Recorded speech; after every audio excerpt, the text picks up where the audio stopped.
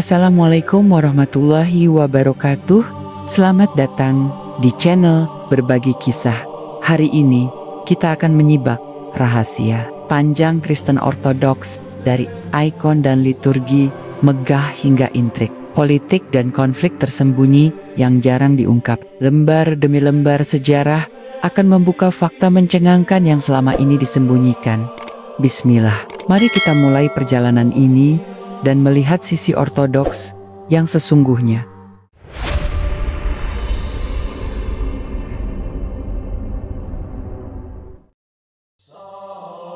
Sejarah yang kita kenal hari ini seringkali lahir dari pena penguasa dan ditulis ulang oleh tangan-tangan yang memiliki kepentingan.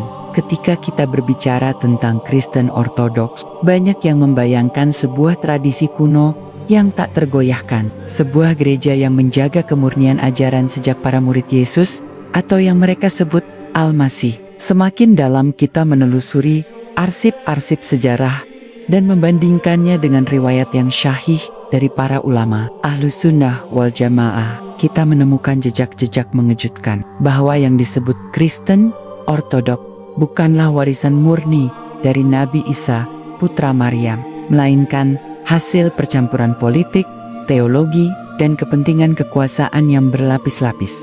Dalam Al-Quran Surat An-Nisa ayat 171, Allah telah mengingatkan, "Wahai ahli kitab, janganlah kamu melampaui batas dalam agamamu, dan janganlah kamu mengatakan terhadap Allah kecuali yang benar. Sesungguhnya Al-Masih Isa putra Maryam itu adalah utusan Allah, dan kalimatnya yang disampaikan kepada Maryam, dan roh darinya. Maka berimanlah kepada Allah dan Rasul-Rasulnya, dan janganlah kamu mengatakan, Tuhan itu tiga. Berhentilah, itu lebih baik bagimu. Sesungguhnya Allah Tuhan yang Maha Esa, Maha Suci Allah, dari mempunyai anak." Ayat ini sejak awal sudah menyingkap bahwa ajaran yang benar dari Isa hanyalah tauhid, bukan trinitas, bukan pula ajaran mistik yang kelak berkembang dalam gereja ortodoks. Tetapi mengapa ortodoks begitu berbeda dari pesan awal para Hawariyun, para pengikut setia Nabi Isa yang disebut dalam Al-Quran Surat As-Saff ayat 30, "Hai orang-orang yang beriman, jadilah kamu penolong-penolong Allah, sebagaimana Isa putra Maryam berkata kepada pengikut-pengikutnya yang setia, siapakah penolong-penolongku untuk menegakkan agama Allah?"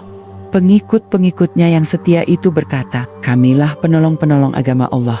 Disinilah letak paradoks itu. Riwayat Islam menegaskan bahwa para pengikut setia Isa adalah pejuang tauhid. Sementara apa yang kita saksikan dalam gereja ortodoks adalah bangunan besar ritus, ikon, dan doktrin yang tidak lagi sejalan dengan tauhid. Kita perlu menelusuri sebuah jalan sejarah yang penuh teka-teki. Kristen Ortodoks lahir bukan semata-mata dari pengajaran Isa, melainkan dari pergumulan panjang Kekaisaran Romawi, politik Konstantinopel, dan konsili-konsili yang dipenuhi perdebatan sengit. Riwayat menyebut bahwa ajaran tauhid Isa ditentang sejak awal oleh Paulus, seorang tokoh yang tidak pernah bertemu Isa secara langsung, namun mengaku mendapat wahyu dalam sebuah penglihatan. Dari sinilah akar perpecahan itu bermula. Sebagian pengikut Isa tetap berpegang pada tauhid, menolak mengangkat Isa sebagai Tuhan, sementara yang lain terpengaruh gagasan Paulus yang mengaburkan batas antara utusan dan yang diutus.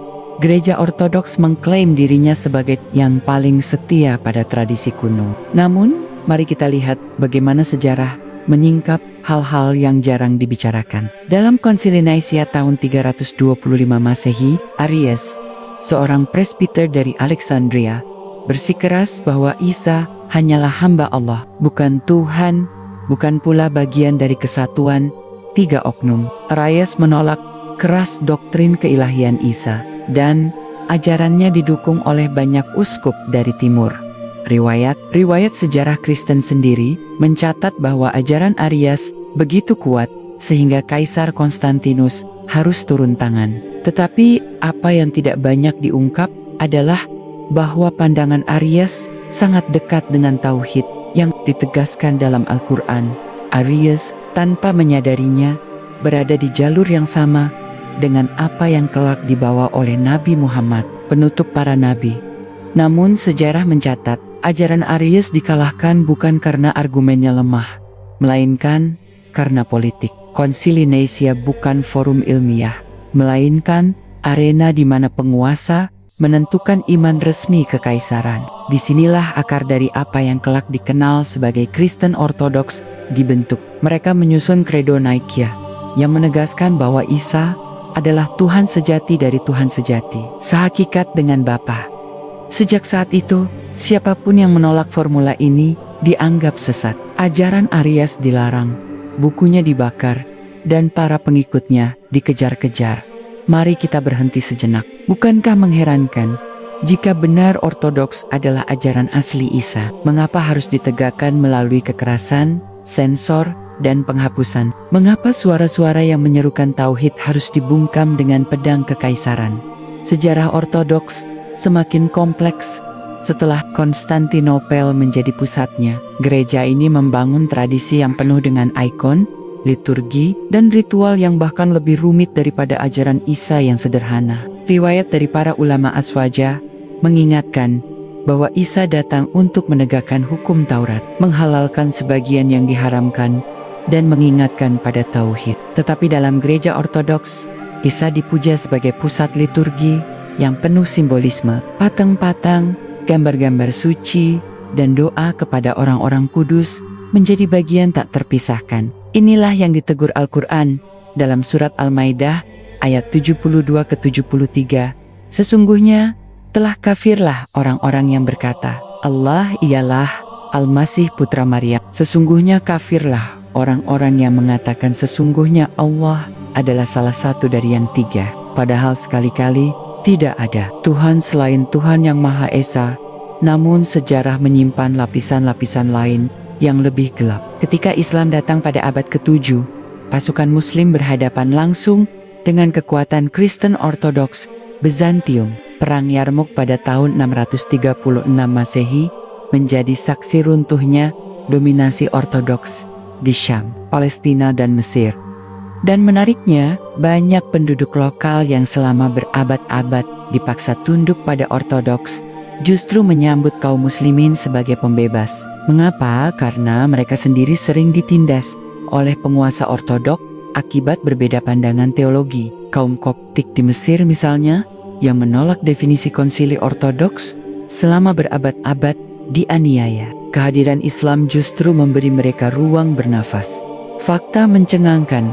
Ini jarang dibicarakan dalam literatur modern, bahwa sebagian besar rakyat di bawah kekuasaan Ortodoks bukanlah pengikut setia mereka, melainkan korban politik doktrin yang keras. Dan Islam datang membawa perlindungan sebagai ahlu zimmah, dengan jizyah sebagai ganti keamanan dan kebebasan ibadah. Riwayat-riwayat syahih dari para khalifah Rashidun menunjukkan bahwa mereka melindungi gereja, memberikan hak kepada umat Nasrani, tetapi dengan tegas menolak pengkultusan Isa sebagai Tuhan.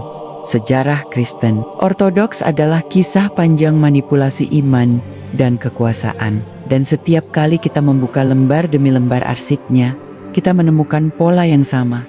Suara tauhid ditekan, suara Trinitas dijunjung, bukan karena kekuatannya, tetapi karena pedang kekaisaran yang mengawalinya. Hingga hari ini, gereja Ortodoks masih mengklaim kesetiaan pada tradisi kuno. Padahal tradisi itu dibangun di atas fondasi kompromi politik, konsili, dan keputusan kaisar.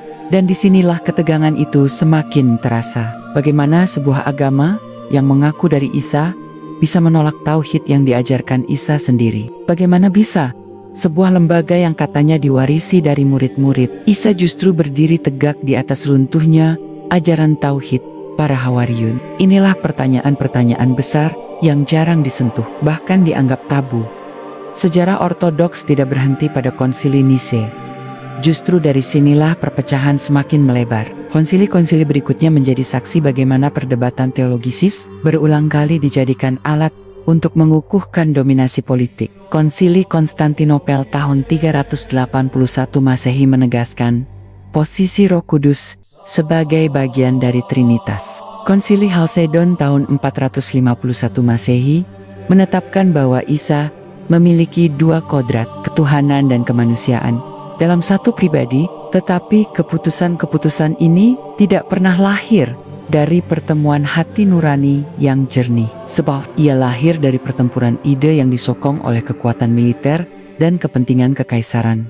Banyak kelompok Kristen Timur, seperti monofisit di Mesir dan Syria, menolak konsili-konsili tersebut. Mereka menyebut Ortodoks sebagai pengkhianat ajaran Isa. Ironisnya, Ortodoks sendiri menuduh kelompok-kelompok itu sebagai sesat, padahal semua berangkat dari perdebatan yang tidak pernah diselesaikan secara ilmiah, melainkan ditutup dengan cap sesat dan represi. Sebuah catatan sejarah yang jarang diungkap menunjukkan bahwa perdebatan tentang siapa Isa sebenarnya terus menjadi luka dalam tubuh kekristenan. Sebagian bersikeras Isa adalah Tuhan, sebagian menolak, sebagian lainnya mencari jalan tengah yang rumit, tetapi semuanya mengabaikan inti yang jelas. Isa hanyalah hamba Allah dan utusannya. Al-Quran Surat Maryam ayat 30 merekam ucapan Isa sendiri sejak dalam buayan. Sesungguhnya, aku ini hamba Allah. Dia memberiku Alkitab, dan dia menjadikan aku seorang nabi. Ayat ini seakan menampar seluruh bangunan teologi Ortodoks. Karena Isa sendiri menegaskan statusnya ketika Kekaisaran Bizantium mengadopsi Ortodoks sebagai agama resmi, seluruh perbedaan pendapat diperlakukan sebagai ancaman. Para kaisar Bizantium menutup gereja-gereja yang menolak konsili, mengasingkan para uskup pembangkang, bahkan mengirim pasukan untuk menindas rakyatnya sendiri. Disinilah muncul fenomena yang jarang disorot. Rakyat jelata seringkali tidak mengikuti ajaran Ortodoks, melainkan mempertahankan keyakinan lama mereka dalam diam. Lalu datanglah Islam. Pada abad ke-7 gelombang, pasukan Muslim mengguncang Bizantium. Perang demi perang tercatat dengan detail dalam riwayat-riwayat Syahih. Peron Yermak, sebagaimana diriwayatkan oleh para sejarawan Muslim, memperlihatkan bagaimana tentara Islam dengan jumlah lebih sedikit mengalahkan pasukan Bizantium yang besar. Tetapi di balik kemenangan itu ada fakta yang jarang diungkap. Banyak penduduk lokal yang lebih memilih kekuasaan Muslim daripada dominasi Ortodoks. Bagi mereka, Islam adalah pembebasan dari tirani doktrin yang memaksa. Hal ini terbukti di Mesir. Kaum Koptik yang sejak lama ditindas Ortodoks karena menolak konsili Kalsedon, justru menyambut kedatangan Muslim dengan damai. Mereka membayar jizyah, tetapi mendapatkan perlindungan. Di bawah pemerintahan Islam, mereka lebih bebas menjalankan ibadahnya dibanding ketika hidup di bawah Ortodoks. Sejarawan Barat pun mengakui fenomena ini, meski enggan menekankan detailnya. Pertanyaannya, jika Ortodoks benar-benar ajaran Isa, mengapa kehadiran Islam justru terasa sebagai rahmat bagi kelompok-kelompok Nasrani sendiri? Jawabannya jelas, karena Islam lebih dekat pada kebenaran yang pernah dibawa Isa. Tetapi Bizantium tidak tinggal diam. Mereka menganggap Islam sebagai ancaman besar. Perang demi perang dilancarkan, mulai dari pengepungan Konstantinopel hingga Perang Salib. Di balik semua itu, gereja Ortodoks memainkan peran besar. Mereka memprovokasi umat dengan retorika suci, seolah berperang demi Tuhan, padahal tujuan utamanya adalah mempertahankan hegemoni politik dan ekonomi. Namun, sejarah kembali berbicara. Islam tidak hanya mampu bertahan, tetapi juga berkembang pesat. Dari Syam, Mesir, hingga Anatolia, kekuasaan Ortodoks semakin menyusut. Puncaknya terjadi pada tahun 1453, ketika Konstantinopel jatuh ke tangan Sultan Muhammad Al-Fatih. Peristiwa ini menjadi titik balik terbesar dalam sejarah Ortodoks. Sebuah kota yang selama berabad-abad dianggap sebagai benteng iman, akhirnya runtuh di tangan seorang pemuda Muslim yang dipuji dalam hadis Syahih. Konstantinopel akan ditaklukkan. Sebaik-baik pemimpin adalah pemimpin yang menaklukkannya, dan sebaik-baik pasukan adalah pasukan itu. Kejatuhan Konstantinopel bukan sekadar peristiwa militer. Ia adalah simbol kehancuran sebuah tradisi yang dibangun di atas kebohongan teologi. Gereja Ortodoks tidak pernah lagi sama setelah itu. Mereka kehilangan pusatnya, terpecah menjadi berbagai gereja nasional, dan perlahan tenggelam dari panggung politik dunia. Tetapi mari kita gali lebih dalam. Mengapa Allah membiarkan peristiwa ini terjadi. Riwayat-riwayat Syahih menjelaskan bahwa Isa putra Maryam akan turun kembali menjelang kiamat untuk menghancurkan salib membanu Bobi dan menegakkan tauhid. Dengan kata lain, Allah menunjukkan bahwa seluruh sistem teologi yang membangun ortodoks pada akhirnya akan runtuh. Sejarah kejatuhan Konstantinopel hanyalah salah satu tanda bahwa agama yang menyimpang dari tauhid tidak akan bertahan. Menariknya, hingga hari ini, gereja ortodoks masih menganggap dirinya sebagai gereja asli yang menjaga warisan Isa. Mereka mempertahankan liturgi kuno, bahasa Yunani, ikon dan tradisi ribuan tahun. Tetapi semakin kita teliti, semakin jelas bahwa yang mereka warisi bukanlah ajaran Isa, melainkan hasil konsili-konsili, intrik kekaisaran, dan kompromi politik. Sejarah ortodoks adalah sejarah manipulasi. Dari pengusiran Aries, pembakaran kitab, hingga penyatuan paksa rakyat di bawah Trinitas, semuanya adalah bukti bahwa ajaran mereka tidak pernah murni. Al-Quran Surat OTT Taubah ayat 30 mengungkapkan, orang-orang Yahudi berkata, Uzair adalah anak Allah, dan orang-orang Nasrani berkata, Al-Masih adalah anak Allah. Demikianlah ucapan mereka dengan mulut mereka. Mereka meniru perkataan orang-orang kafir yang terdahulu. Dilaknati Allah mereka. Bagaimana mereka sampai berpaling? Ayat ini seakan mengikat seluruh sejarah panjang ortodoks dalam satu kalimat, sebuah penyimpangan yang diturunkan dari generasi ke generasi. Kini, ketika dunia modern berbicara tentang toleransi, dialog antar agama, dan pluralisme, gereja ortodoks mencoba menampilkan wajah lembutnya. Mereka berbicara tentang tradisi, keindahan liturgi, dan spiritualitas timur. Tetapi sejarah tidak bisa berbohong. Di balik ikon-ikon yang bercahaya, ada jejak panjang darah, represi, dan pengkhianatan terhadap tauhid. Dan ketika umat Islam meneliti sejarah ini, mereka tidak sekadar melihat masa lalu. Mereka sedang melihat tanda-tanda kebenaran wahyu, bahwa Isa putra Maryam tidak pernah datang membawa Trinitas, tidak pernah mengajarkan untuk menyembah dirinya, apalagi membangun gereja megah yang penuh patung. Isa datang membawa satu pesan yang sama dengan semua nabi. Sembahlah Allah, Tuhanku dan Tuhanmu. Setiap lembar sejarah ortodoks yang kita buka hanyalah pengingat bahwa kebenaran akan selalu berdiri di atas tauhid, dan segala yang dibangun di atas penyimpangan pasti akan runtuh. Setelah kejatuhan Konstantinopel, dunia ortodoks tidak lagi sama. Gereja yang selama berabad-abad menjadi penopang kekuasaan Bizantium, kini harus hidup di bawah bayang-bayang Daulah Utsmaniyah. Tetapi justru disinilah muncul fakta yang sering disembunyikan. Sultan Muhammad Al-Fatih tidak memusnahkan gereja ortodoks. Sebaliknya, beliau mengizinkan patriark ortodoks tetap berfungsi di Konstantinopel, bahkan memberikan hak-hak khusus untuk mengatur umatnya.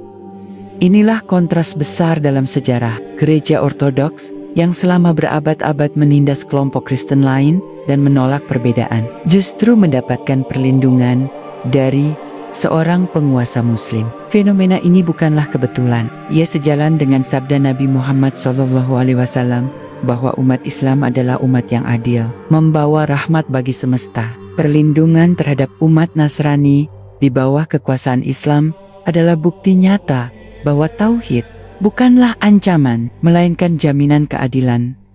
Namun dari sisi ortodoks, keadaan ini adalah pukulan telak. Mereka kehilangan pusat politik, kehilangan dominasi, dan perlahan-lahan terjebak dalam nostalgia masa lalu. Mereka membangun citra sebagai penjaga tradisi kuno, padahal tradisi itu sendiri lahir dari intrik kekaisaran yang runtuh. Dan disinilah muncul satu fakta yang jarang dibahas. Sebagian pemikir ortodoks mulai mengadopsi sikap pasif, lebih menekankan ritual dan mistik, sementara peran politik mereka menyusut. Perhatikan bagaimana Allah memperjalankan sejarah. Ketika mereka menguasai kekaisaran, gereja ortodoks menggunakan pedang dan konsili untuk menekan umat. Tetapi ketika mereka kehilangan kekuasaan, mereka justru harus tunduk kepada umat Islam yang memegang teguh tauhid. Seakan Allah ingin menunjukkan bahwa yang bertahan hanyalah kebenaran, bukan konstruksi palsu yang ditegakkan oleh konsensus manusia. Sejarah Ortodoks juga menyimpan lembaran lain yang mengejutkan. Banyak kelompok rahasia dalam tubuh gereja sendiri yang sebenarnya menolak doktrin resmi. Sebagian menolak keras penggunaan ikon. Sebagian lainnya menolak konsili Chalcedon. Sebagian lagi bahkan mempertahankan ajaran Aries secara diam-diam. Tetapi karena tekanan yang begitu kuat, suara mereka jarang terdengar. Jika kita teliti, pola ini sama persis dengan sejarah Yahudi yang menolak para nabi, lalu membungkam orang-orang beriman. Sejarah berulang, gereja Ortodoks sering membanggakan kesucian tradisi mereka. Mereka menekankan liturgi dalam bahasa Yunani atau Slaponik, membakar dupa, menyanyikan himne kuno, dan memajang ikon emas yang berkilau. Bagi mereka, semua itu adalah keindahan rohani. Tetapi jika kita bandingkan dengan pesan Isa dalam Al-Quran, tampak jelas perbedaan yang mencolok. Isa datang bukan untuk membangun ritual yang rumit, melainkan untuk menegakkan hukum Allah dan membersihkan penyimpangan Bani Israel. Ajarannya sederhana, sholat, puasa, amal soleh, dan tauhid. Semua itu kini tertutupi oleh lapisan teologi dan simbol yang jauh dari misi awalnya. Mari kita lihat contoh lain. Dalam banyak ritus Ortodoks, doa tidak hanya dipanjatkan kepada Allah, tetapi juga kepada Isa, kepada Maryam, bahkan kepada para orang kudus. Ini jelas bertentangan dengan tauhid. Al-Quran Surat Al-Maidah ayat 116 mencatat dialog menegangkan pada hari kiamat. Dan ingatlah ketika Allah berfirman, "Hai Isa putra Maryam, adakah kamu mengatakan kepada manusia, jadikanlah aku dan ibuku dua orang Tuhan selain Allah?" Isa menjawab, "Maha suci engkau. Tidaklah patut bagiku mengatakan apa yang bukan hakku. Jika aku pernah mengatakannya, maka tentulah engkau mengetahui apa yang ada pada diriku, dan aku tidak mengetahui apa yang ada padamu. Sesungguhnya engkau maha mengetahui segala yang gaib." Ayat ini adalah pengadilan langsung atas ajaran Ortodok, bahwa Isa sendiri akan menjadi saksi menentang mereka. Lebih jauh lagi, sejarah mencatat bahwa gereja Ortodoks sering terjebak dalam konflik internal. Ada masa di mana ikon-ikon dilarang keras oleh sebagian uskup Ortodoks sendiri, yang dikenal dengan periode ikonoklasme pada abad ke-8 dan ke-9. Ikon-ikon dihancurkan, lukisan Isa dan Maryam dihapus, patung-patung diruntuhkan. Mengapa? Karena sebagian uskup menyadari bahwa semua itu adalah bentuk syirik dan penyembahan berhala terselubung. Tetapi setelah perdebatan panjang, akhirnya ikon kembali diizinkan, bahkan dipuja lebih dari sebelumnya. Peristiwa ini menunjukkan betapa rapuhnya fondasi teologi Ortodoks. Jika benar ajaran itu suci dan murni, mengapa bisa berubah sesuai keputusan konsili dan perdebatan manusia? Di titik inilah kita semakin melihat bahwa sejarah Ortodoks bukanlah sejarah iman murni, melainkan sejarah kompromi. Dari Nicaea hingga Chalcedon, dari ikonoklasme hingga Konstantinopel, semuanya adalah mosaik yang memperlihatkan betapa jauh mereka melenceng dari tauhid. Namun, ada sisi lain yang lebih mencengangkan. Riwayat-riwayat syahih dalam Islam menyebutkan bahwa Nabi Isa akan kembali di akhir zaman. Ketika ia turun, ia akan mematahkan salib dan menghapus semua bentuk penyembahan kepadanya. Dengan kata lain, seluruh bangunan gereja Ortodoks salib, ikon, dan liturgi akan hancur di hadapan Isa sendiri. Inilah fakta yang sering diabaikan oleh umat Nasrani. Mereka membayangkan Isa akan datang kembali untuk menguatkan iman mereka. Padahal menurut riwayat Islam, Isa akan datang justru untuk menolak mereka, meluruskan kesalahan mereka, dan menegakkan syariat Allah. Sejarah gereja Ortodoks, bila dibaca dengan jujur, adalah sebuah perjalanan panjang dari penyimpangan ke penyimpangan, dan semakin kita membukanya, semakin jelas bahwa kebenaran yang sejati hanyalah tauhid, bahwa Isa bukan Tuhan, bukan anak Tuhan, melainkan hamba Allah dan utusannya, bahwa konsili, ikon, dan ritus hanyalah warisan manusia, bukan wahyu. Dan disinilah ketegangan narasi ini mencapai puncaknya. Penonton diajak untuk melihat bukan hanya sekadar perbedaan agama, tetapi perbedaan mendasar antara wahyu dan rekayasa, antara kebenaran ilahi dan konstruksi sejarah. Kristen Ortodoks berdiri megah dalam bangunan batu, emas, dan ikon, tetapi rapuh dalam fondasi iman. Islam berdiri kokoh dalam tauhid yang murni, sederhana, dan tak tergoyahkan oleh waktu. Sejarah ini bukan sekadar catatan masa lalu. Ia adalah peringatan bahwa setiap kali manusia mencoba mengganti tauhid dengan teologi buatan, pada akhirnya mereka akan terjebak dalam kontradiksi. Bahwa setiap kali agama dijadikan alat politik, pada akhirnya ia akan runtuh. Gereja Ortodoks adalah contoh nyata bagaimana sebuah keyakinan yang lahir dari manipulasi kekuasaan bisa bertahan berabad-abad, tetapi tidak akan pernah bisa menyamai kekuatan kebenaran yang diturunkan Allah melalui wahyu. Dan ketika kita menutup lembaran demi lembaran sejarah Ortodoks, kita menyadari satu hal, bahwa rahasia besar ini bukan hanya tentang masa lalu, tetapi juga tentang masa depan, sebab janji Allah tetap berlaku. Isa akan kembali, salib akan dihancurkan, tauhid akan ditegakkan, dan seluruh konstruksi yang dibangun atas dasar penyimpangan akan sirna. Namun, kisah Kristen Ortodoks tidak berhenti di abad pertengahan. Setelah jatuhnya Konstantinopel, mereka tersebar ke berbagai wilayah, dari Rusia hingga Balkan, dari Yunani hingga Timur Tengah. Mereka kehilangan pusat kekuasaan, tetapi tetap bertahan melalui jaringan biara, liturgi, dan ikon. Di Rusia, gereja Ortodoks bahkan menemukan suaka baru ketika Tsar Moskow mulai menyebut dirinya sebagai pewaris kekaisaran Romawi Timur. Lahirlah doktrin Roma ketiga. Konstantinopel dianggap telah jatuh, Roma pertama telah menyimpang, dan Moskow diangkat sebagai pusat iman Ortodoks yang terakhir. Tetapi sekali lagi, sejarah membongkar kelemahan mereka. Gereja Ortodoks Rusia justru terjerat dalam hubungan erat dengan politik kekaisaran. Mereka menjadi alat legitimasi bagi Tsar, memberkati peperangan, bahkan membungkam kritik sosial. Dengan kata lain, pola lama terulang, iman dijadikan perisai bagi kekuasaan, dan ketika revolusi Bolshevik meletus pada awal abad ke-20, gereja Ortodoks Rusia menghadapi pukulan dahsyat. Ribuan gereja dihancurkan, biara ditutup, uskup ditangkap, dan kaum rohaniwan dibantai. Dalam waktu singkat, kekuatan Ortodoks hancur lebur di tanah yang mereka anggap sebagai benteng terakhir. Fenomena ini sekali lagi mengingatkan kita pada janji Allah dalam Al-Quran, surat As-Syaf, ayat 8. Mereka hendak memadamkan cahaya Allah dengan mulut mereka, tetapi Allah tetap menyempurnakan cahayanya, meskipun orang-orang kafir membencinya. Gereja yang selama berabad-abad menentang tauhid, kini dipatahkan bukan oleh pasukan muslim, tetapi oleh tangan kaum ateis yang mereka lahirkan sendiri melalui sistem yang bobrok.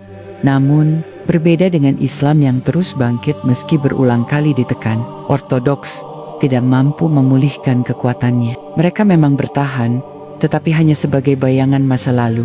Mereka masih ada, tetapi kehilangan pijakan sejarah yang kokoh. Sekarang mari kita tarik garis merah dari seluruh perjalanan ini, dari Konsili Nice hingga Kalsedon, dari Konstantinopel hingga Moskow, dari ikonoklasme hingga kejatuhan di tangan kaum komunis.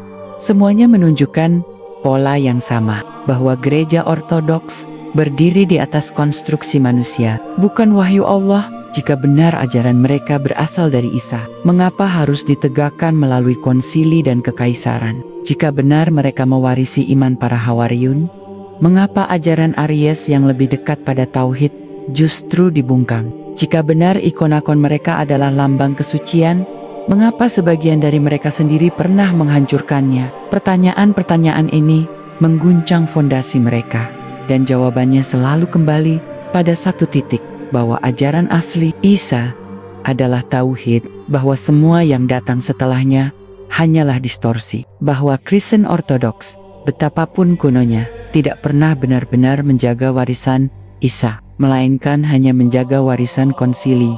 Jika sebelumnya kita menelusuri akar-akar Kristen Ortodoks dari percikan ajaran awal hingga pertarungan teologi di abad-abad awal, kini kita menyibak sisi yang jarang diungkap, kehidupan biara yang menjadi benteng paling kokoh bagi ortodoksi timur di dalam tembok batu yang menjulang. Jauh dari hiruk-pikuk kota, para rahib ortodoks menciptakan sebuah dunia yang khas. Mereka menekankan keheningan, doa, dan asketisme yang keras. Tetapi di balik dinding sunyi itu, tersimpan rahasia yang mencengangkan. Biara-biara bukan hanya tempat doa, melainkan juga pusat kekuatan politik dan ekonomi. Para rahib memiliki lahan luas. Mereka mengontrol jalur perdagangan, bahkan menyimpan arsip-arsip penting yang kelak menentukan arah sejarah. Bagi umat ortodoks, biara ibarat benteng iman. Tetapi, bagi penguasa politik, biara adalah institusi dengan pengaruh yang bisa menggetarkan tahta. Dari biara, jugalah lahir doktrin ikonik yang khas ortodoks, penghormatan kepada ikon-ikon suci. Di mata mereka, ikon bukan sekadar gambar, melainkan jendela menuju realitas ilahi. Tetapi, pandangan ini menimbulkan gejolak besar. Pada abad ke-8 dan ke-9, Kekaisaran Bizantium dilanda konflik yang disebut ikonoklasme. Kaisar, yang merasa ikon adalah penyebab kelemahan spiritual dan kekalahan militer, memerintahkan penghancuran ikon-ikon. Sementara para rahib, terutama dari biara di Gunung Athos dan Asia Kecil, mati-matian mempertahankannya. Pertarungan ini bukan sekadar tentang gambar, tetapi tentang otoritas, siapa yang berhak menafsirkan iman, kaisar atau gereja. Ketegangan itu mengungkap satu hal, dalam Kristen Ortodoks, gereja dan negara hidup berdampingan, namun penuh kecurigaan. Kaisar disebut Isapostolos, setara rasul, tetapi dalam praktiknya, kekuasaan religius justru sering digerogoti oleh intrik politik istana. Dokumen-dokumen kuno menunjukkan bahwa para rahib menulis surat-surat rahasia kepada rakyat, menggambarkan kaisar sebagai pengkhianat iman. Di sisi lain, kaisar menggunakan tentara untuk mengepung biara dan membakar ikon. Di tengah pergumulan internal ini, sebuah peristiwa monumental mengguncang dunia Kristen. Skisma Timur Barat pada tahun ke-1054, perpecahan ini memisahkan gereja Timur Ortodoks dari gereja Barat Katolik Roma.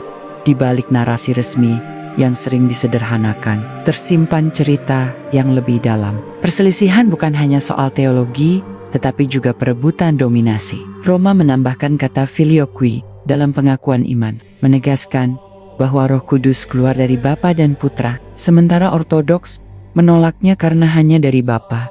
Tetapi di balik perdebatan kata-kata itu, ada hasrat kekuasaan. Paus ingin menguasai seluruh dunia Kristen. Sementara Patriark Konstantinopel menolak tunduk dokumen korespondensi rahasia antara kedua belah pihak yang masih tersimpan dalam arsip Vatikan dan Konstantinopel, memperlihatkan nada ancaman dan ultimatum. Paus mengirim utusan dengan surat ekskomunikasi yang dibacakan di altar Hagia Sophia, simbol kebanggaan Ortodoks. Patriark pun membalas dengan ekskomunikasi terhadap Roma. Sejak itu, jurang semakin dalam, dan Ortodoks menutup dirinya dari Barat.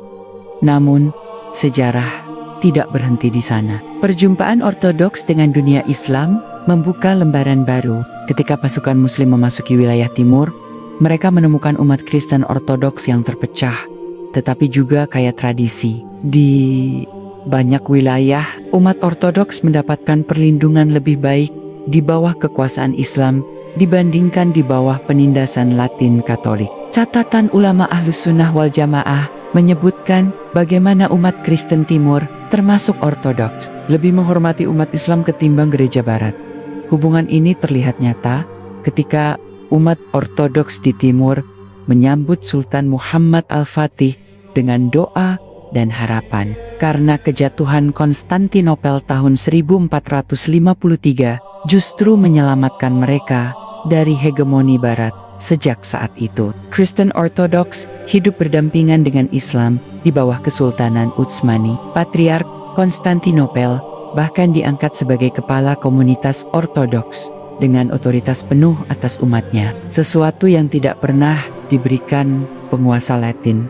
Dokumen Utsmani memperlihatkan janji Sultan untuk melindungi gereja mereka, meskipun tetap berada dalam kendali Islam. Fakta ini jarang diungkap di Barat, karena meruntuhkan narasi mereka tentang Islam sebagai penindas. Tetapi sejarah Ortodoks bukan hanya tentang perlindungan, melainkan juga tentang perlawanan. Pada abad ke-19, ketika kolonialisme Barat merambah timur, bangsa-bangsa Ortodoks di Balkan mulai bangkit dengan mengusung nasionalisme. Mereka menyingkirkan kekuasaan Utsmani. Tetapi ironisnya, justru terjerat dalam dominasi Barat. Gereja Ortodoks dipaksa tunduk kepada kepentingan politik Rusia, Yunani, atau Serbia. Identitas Ortodoks berubah menjadi instrumen perebutan kekuasaan modern.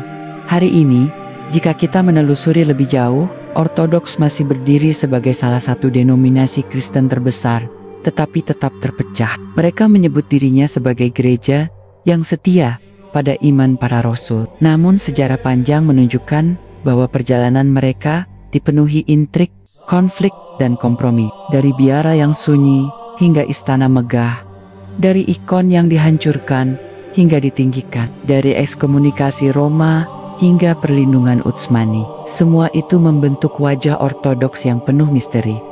Setiap lembar arsip yang dibuka menyingkap fakta mencengangkan bahwa Ortodoks bukan hanya soal doa dan liturgi, tetapi juga tentang politik, identitas, dan persaingan yang tak pernah padam. Dan semakin dalam kita menggali, semakin jelas bahwa sejarah Kristen Ortodoks adalah cermin betapa rapuhnya klaim otoritas manusia atas wahyu ilahi. Setelah abad ke-19 yang penuh gejolak, sejarah Kristen Ortodoks memasuki masa yang jauh lebih rumit. Jika sebelumnya mereka menghadapi tekanan dari Roma, tekanan dari Kekaisaran Barat, dan dominasi Islam Utsmani, maka pada abad ke-20 mereka berhadapan dengan kekuatan baru yang lebih mematikan, komunisme di Rusia. Tanah air Ortodoks terbesar, Revolusi Bolshevik tahun 1917 menjadi bencana bagi gereja. Lenin dan para pengikutnya melihat gereja sebagai simbol penindasan lama, sekutu SAR, dan hambatan utama bagi ideologi materialis mereka. Gereja Ortodoks Rusia yang pernah begitu megah, kini dilanda penindasan brutal. Arsip-arsip yang baru dibuka setelah runtuhnya Uni Soviet memperlihatkan detail mengerikan. Ribuan gereja dihancurkan, biara ditutup, ikon dibakar, dan puluhan ribu imam dibunuh atau dikirim ke kamp kerja paksa Siberia. Tetapi, di balik tragedi ini, muncul paradoks mencengangkan. Rezim ateis yang bersumpah akan melenyapkan agama, ternyata tidak pernah bisa menghapus Ortodoks sepenuhnya. Di desa-desa terpencil, para petani masih bersembunyi di ruang bawah tanah untuk berdoa, membawa ikon kecil yang disembunyikan di balik dinding rumah. Gereja bawah tanah lahir, rahib diam-diam mengajar anak-anak tentang Injil, dan umat mempertahankan liturgi rahasia. Di balik teror Stalin, Ortodoks justru menemukan kekuatan baru, ketabahan dalam penderitaan. Namun, sejarah mencatat bahwa tidak semua hierarki Ortodoks bersikap sama. Dokumen-dokumen rahasia KJP yang terungkap setelah 1991 menunjukkan bahwa sebagian besar patriark dan uskup besar dipaksa bekerja sama dengan rezim. Ada yang menandatangani pernyataan kesetiaan kepada Partai Komunis, ada pula yang menjadi informan. Dari sinilah muncul noda gelap Ortodoks, bertahan bukan hanya dengan iman, tetapi juga dengan kompromi. Di Yunani, tantangan berbeda muncul. Gereja Ortodoks menjadi simbol identitas nasional melawan pendudukan Ottoman. Tetapi di abad ke-20, mereka berhadapan dengan fasisme dan militerisme. Pada masa Perang Dunia Kedua, Yunani diduduki Nazi, dan beberapa pemimpin Ortodoks ikut melawan. Tetapi ada juga yang memilih diam. Sekali lagi, sejarah Ortodoks menyingkap dilema antara iman dan politik, antara keteguhan dan kompromi. Jika kita menelusuri lebih jauh, kita akan menemukan bagaimana Perang Dunia Kedua dan Perang Dingin mengubah wajah Ortodoks. Gereja Ortodoks Rusia dijadikan alat propaganda Stalin ketika Jerman Nazi menyerang Uni Soviet pada 1941. Stalin tiba-tiba mengizinkan kembali pembukaan gereja. Ia tahu bahwa rakyat Rusia lebih rela mati jika mereka merasa berperang demi tanah air sekaligus demi iman Ortodoks. Dalam pidato yang terkenal, Stalin menyebut perang itu sebagai perang patriotik besar, dan ia mengizinkan Patriark Moskow muncul di depan publik untuk memberi semangat rakyat. Inilah momen yang jarang diungkap. Rezim ateis justru menggunakan agama yang sebelumnya ia tindas sebagai bahan bakar nasionalisme pasca perang. Ortodoks kembali ditekan, tetapi hubungan rahasia antara Patriark dan Kremlin tetap berlanjut. Dokumen-dokumen CIA yang dibuka pada 1990-an bahkan mengungkapkan dugaan bahwa banyak pejabat gereja Ortodoks adalah agen ganda, satu sisi sebagai pemimpin rohani, sisi lain sebagai alat negara Soviet. Namun, bukan hanya Rusia, di Balkan, Serbia Ortodoks mengalami tragedi besar dalam perang Yugoslavia. Gereja menjadi saksi dan kadang juga bagian dari konflik etnis berdarah. Dalam perang Bosnia, ada imam Ortodoks yang memberkati tentara sebelum mereka maju membantai Muslim Bosnia. Fakta ini jarang disorot di Barat karena menyingkap wajah kelam agama yang digunakan sebagai legitimasi kekerasan. Di sisi lain, Ortodoks juga memiliki sisi heroik. Di Rumania, banyak imam dan rahib ditangkap karena menolak tunduk pada diktator komunis. Di Bulgaria, beberapa biara menjadi tempat perlindungan bagi umat yang melarikan diri dari aparat. Tetapi pola besar tetap sama. Ortodoks selalu berada dalam tarik-menarik antara iman dan kekuasaan, antara kesetiaan kepada ajaran dan kebutuhan untuk bertahan hidup. Ketika Uni Soviet runtuh pada 1991, banyak yang mengira Ortodoks akan bangkit dengan kemurnian baru, tetapi yang muncul justru fakta lain yang mengejutkan. Gereja Ortodoks Rusia segera bersekutu dengan negara baru di bawah Vladimir Putin. Patriark Moskow menjadi tokoh kunci dalam membangun identitas nasional Rusia modern. Gereja dipulihkan, ikon ditinggikan, katedral megah dibangun, tetapi di saat yang sama, kebebasan beragama dikebiri. Umat Ortodoks diajak melihat negara sebagai perpanjangan tangan iman, sementara minoritas agama lain sering dipinggirkan. Jika kita membuka laporan-laporan investigatif, terlihat jelas bagaimana Ortodoks kini menjadi senjata geopolitik. Rusia menggunakan gereja untuk memperluas pengaruhnya di Ukraina, Serbia, hingga Timur Tengah. Bahkan, konflik Ukraina sejak 2014 hingga hari ini juga memiliki dimensi keagamaan. Gereja Ortodoks Ukraina pecah antara yang setia kepada Moskow dan yang ingin mandiri. Perpecahan ini tidak hanya soal spiritual, tetapi juga menyangkut kontrol politik, aset, dan legitimasi internasional.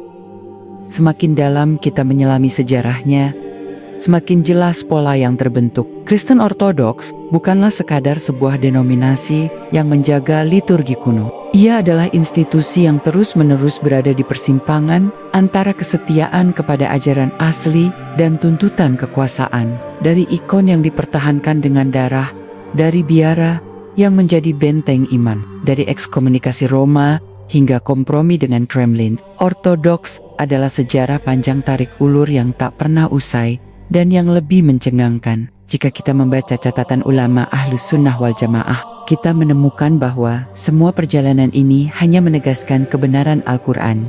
Allah telah berfirman dalam surah Al-Maidah ayat 14, dan di antara orang-orang yang mengatakan, sesungguhnya kami ini orang Nasrani, kami telah mengambil perjanjian mereka, tetapi mereka telah melupakan sebagian dari apa yang mereka diperingatkan dengannya. Maka kami timbulkan di antara mereka permusuhan dan kebencian sampai hari kiamat. Ayat ini seolah menjadi cermin nyata sejarah Ortodoks, konflik internal, perpecahan, dan permusuhan tanpa henti.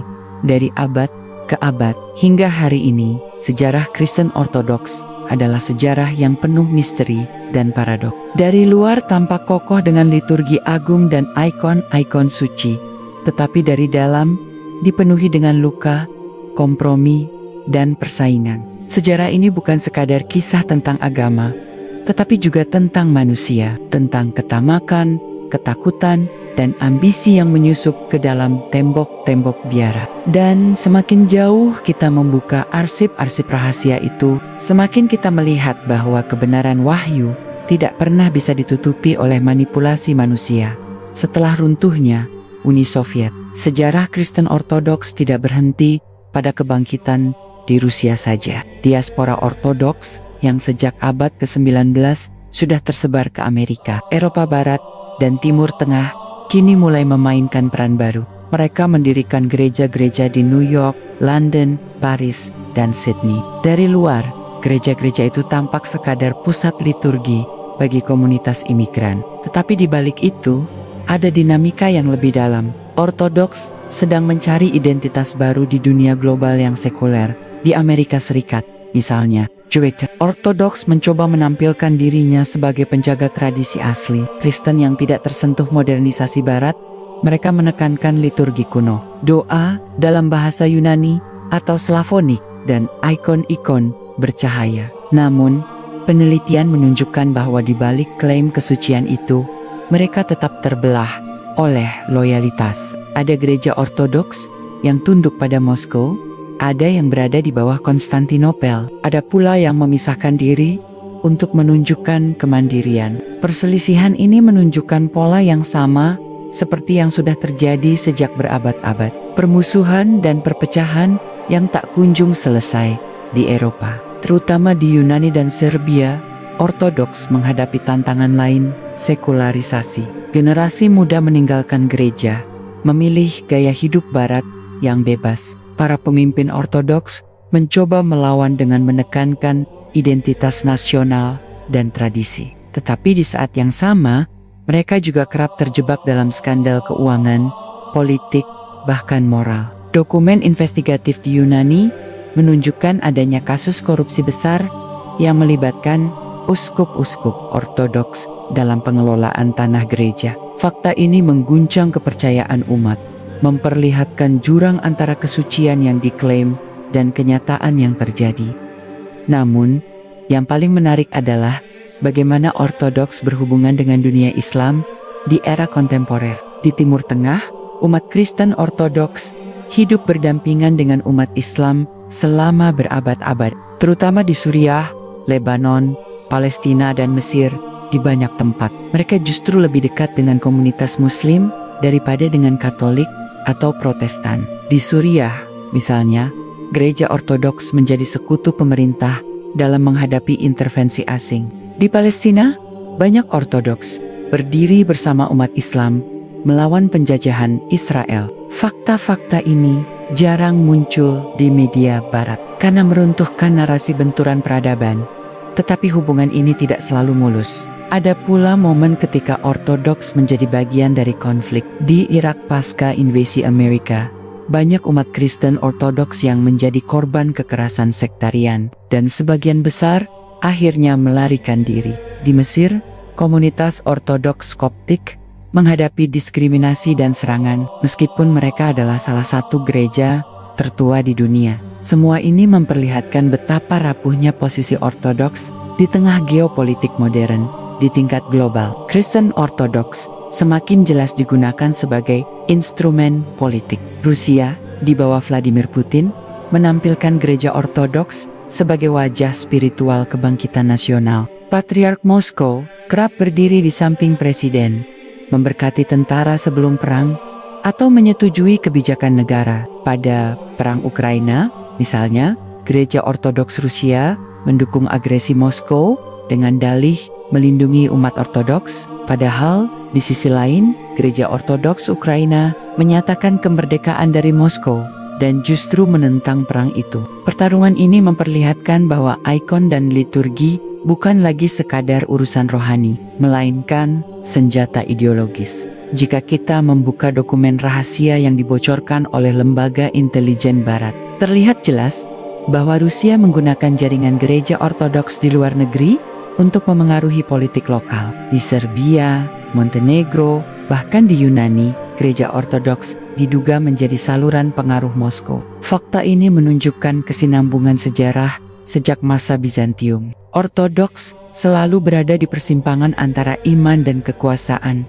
Lebih jauh lagi, Ortodoks kini juga terlibat dalam benturan peradaban yang lebih besar. Di Timur Tengah, umat Ortodoks sering dijadikan alasan bagi intervensi Barat dengan dalih melindungi minoritas Kristen.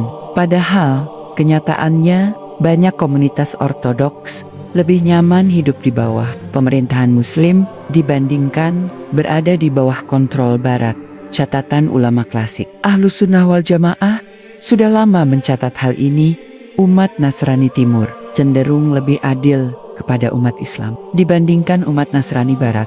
Fenomena ini terbukti berulang dari abad ke abad di era kontemporer. Kita juga menemukan paradoks baru. Sementara banyak gereja di Barat menyesuaikan diri dengan modernitas, ortodoks tetap keras mempertahankan liturgi kuno. Tetapi justru disitulah muncul daya tarik bagi sebagian kalangan Barat yang muak dengan sekularisme. Beberapa intelektual Barat masuk ke ortodoks, mencari spiritualitas yang dianggap lebih murni. Tetapi ironisnya, banyak dari mereka tidak mengetahui sisi gelap ortodoks yang penuh intrik politik dan kompromi sejarah kontemporer. Ortodoks juga penuh dengan konflik internal. Patriark Konstantinopel dan Patriark Moskow bersaing memperebutkan legitimasi dunia ortodoks. Konstantinopel mengklaim dirinya sebagai primus inter pares, yang pertama di antara yang setara, tetapi Moskow menolak dan menyebut dirinya sebagai pusat ortodoks terbesar. Persaingan ini bukan hanya soal rohani,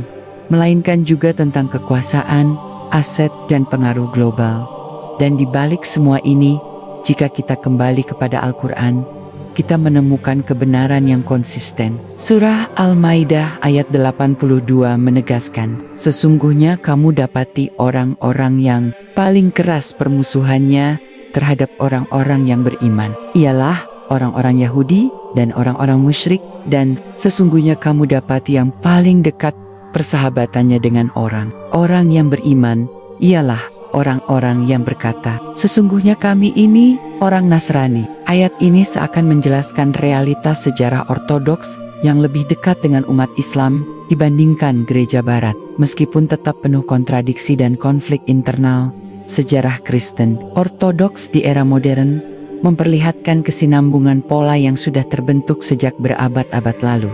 Benturan internal, kompromi dengan penguasa, dan keterlibatan dalam konflik global, dari Bizantium hingga Uni Soviet, dari Balkan hingga Timur Tengah, dari Moskow hingga New York. Ortodoks selalu berada dalam pusaran yang sama, antara kesucian dan politik, antara liturgi kuno dan ambisi duniawi.